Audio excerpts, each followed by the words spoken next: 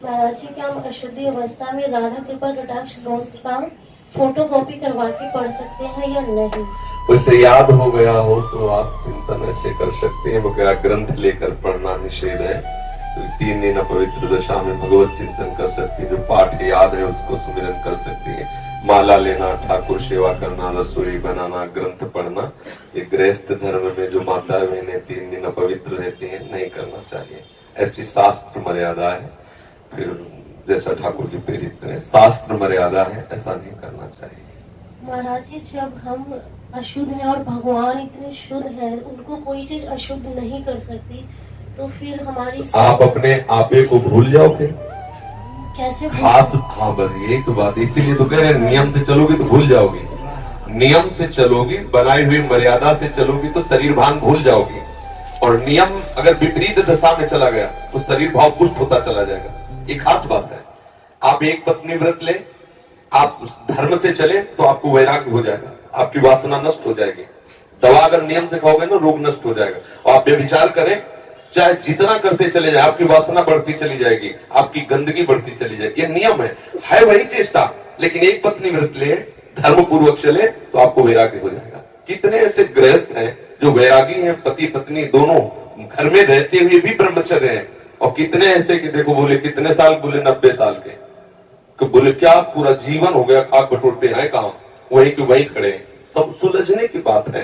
तो इसलिए हम पहले शास्त्र आज्ञा पालन करें तो परम पवित्र प्रभु हैं और हम उनके परम पवित्र अंश हैं, ये बात समझ में आ जाएगी। और जो शरीर अपवित्र है उससे हमारा राग खत्म हो जाएगा। अभी शरीर अपवित्र है, शरीर अपवित्र है तो हमारा भाव भी अपवित्र है, क्योंकि हम शरीर से युक्त हैं। आप कभी ये मानती हो कि मेरा शरीर अपवित्र हुआ? मैं नहीं। उस समय यही रहता है कि मैं अपवित्र हूं, रहता है ना। मैं जैसे हम शौचालय से निकले तो हम ये नहीं मानेंगे कि मैं आत्मस्वरूप हूं, मेरा शरीर अपवित्र है लेकिन मैं पवित्र हूं। अगर शरीर का स्मरण आ रहा है तो अभी आप शरीर भाव में हैं। और जिन महापुरुषों का छूट गए पड़े रहते हैं अवधूत स्थिति में, भगवान उनके साथ खेलते रहते हैं। उस स्थिति तक पहुंचने के लिए हमें तर्क छोड़कर शास्त्र आज्ञा पालन करना पड़ेगा। शास्त्र की कृपा से, गुरु आज्ञा की कृपा से वो स्थिति आ जाती है। जब शरीर भाव से हम ऊपर उठ गए फिर क्या है? फिर तो कोई परेशानी नहीं। चाहे लघु शंका की पड़े हो, चाहे शौच के पड़े हो, शरीर अपवित्र है लेकिन वो परम पवित्र प्रभु में रमण कर रहा है। अभी हमारी दशा ऐसी नहीं है। हमारा शरीर हमें मैं करके दिखाई दे रहा है, नहीं दिखाई दे रहा। शरीर की भूख मेरी भूख, शरीर की मांग मेरी मांग, शरीर का कष्ट मेरा कष्ट आ रहा है ना। बस इस राग से छूटने के लिए शरीर को सिद्धांत में बांध दो।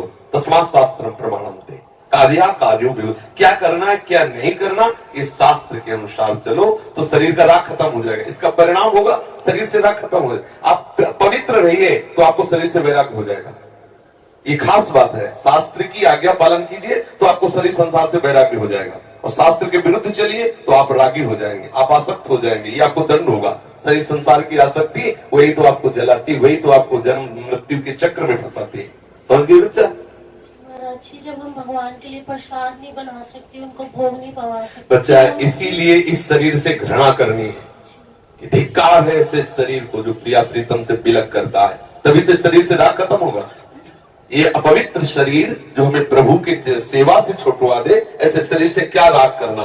धीरे धीरे शरीर के प्रति हे भाव हो जाए। जन्म मृत्यु जरा व्याधि दुख दोषानुदर्शनम, भगवान ने गीता जी में कहा। शरीर के प्रति हे भाव होने लगता है, क्या बलमूत्र का भांड है, छोड़ो इससे राग। धीरे धीरे धीरे वो अपने स्वरूप में स्थित हो जाए। अभी इतना ममत्व है शरीर में, कोई ऐसे छू ले तो एकदम ऐसा नहीं होता। तुमने हमें ऐसा कितना अपना मय पद है।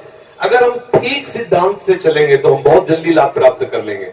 जहां हमारी स्थिति है हम बात उसी स्थिति की करें तो हम बहुत जल्दी आगे बढ़ जाए। होता क्या, हम लोग बात करते हैं छत की और अभी बिल्कुल 100 हाथ गड्ढे में खड़े हैं। बात ये है, शरीर से हमारा संबंध बहुत घनिष्ठ हो चुका है। इतना हो चुका है कि शरीर से हम संबंध किए, ये शब्द भी गलत है। मैं ही शरीर हूं ऐसा है। आप देख लो, कभी दर्पण में तिलक लगाते समय सोचा कि शरीर के मस्तक पर तिलक रचना कर रहे हैं? नहीं। मेरा तिलक कैसा है, यही तो आएगा ना। मेरा रूप कैसा है, मैं ठीक लग रही हूं, लग रहा हूं, ऐसी बातें आएंगी नहीं आएंगी। तो इसका मतलब शरीर राग है। शरीर राग हटाने के लिए शास्त्रीय सिद्धांत स्वीकार करना होगा। जिस समय माता बहनें अपवित्र होती हैं, उस समय वो जो भी भोग बनाती है, वो शास्त्र के अनुसार कह रहा हूं कि जो ब्रह्म हत्या देवराज इंद्र को लगी थी, उसी के 4 विभाग किए गए थे।